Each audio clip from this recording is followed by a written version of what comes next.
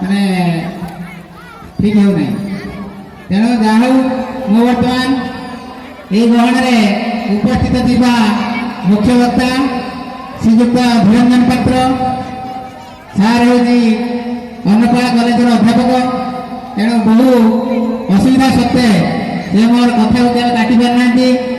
ଆଜକୁ 7 ବର୍ଷ ତଳେ ସେ ଆମ ବିଦ୍ୟାଳୟକୁ ଥରେ ଆସିଥିଲେ ମଧ୍ୟ ଏବଂ ମୋତେ ସାର୍ କହିଲେ ଯେ ବର୍ତ୍ତମାନ ତ ଡିଜିଟାଲ ଯୁଗ, ମୁଁ କେମିତି ଯିବି ଯେ ଏଠୁ ଟିପ ଦେଲେ ବାହାରିବି, ଟିପ ଦେଲେ ଭିତରେ ପଶିବି, ଟିପ ଦେଲେ ପୁଣି ବାହାରିବି। ତେଣୁ ମୁଁ କହିଲି ସାର୍ ଯାହା ବି ହଉ କ'ଣ କରନ୍ତୁ। ସାର୍ ଗୋଟେ ବାହାନା କଲେ କ'ଣ ନା ମୁଁ କାଲି ଉପାସ କରିଥିଲି।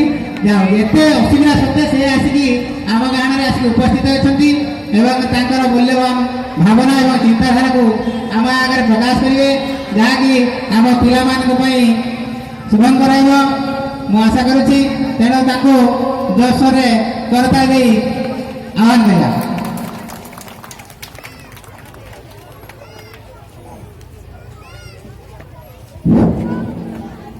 हरि ओम तत्सत्, हरि ओम तत्सत्, हरि ओम तत्सत्।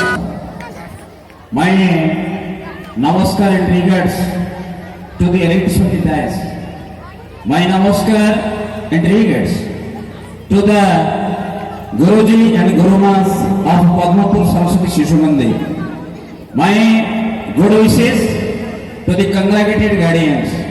My love, blessings and heartfelt sympathy for the little learners, the budding talent of the school.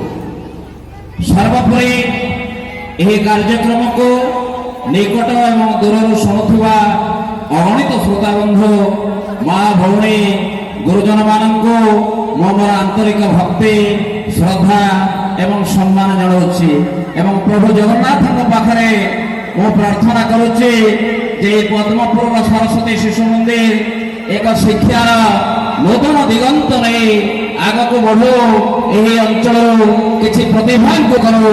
Prashant ବାବୁଙ୍କର ଏହି ଉଦ୍ୟମ ପାଇଁ ମୁଁ ଆପଣମାନଙ୍କୁ ଅନୁରୋଧ କରିବି, ଆପଣମାନେ ଗୋଟେ କରତାଳି ଦେଇ ତାଙ୍କୁ ଉଚ୍ଛ୍ୱସିତ ଉତ୍ସାହିତ କରନ୍ତୁ।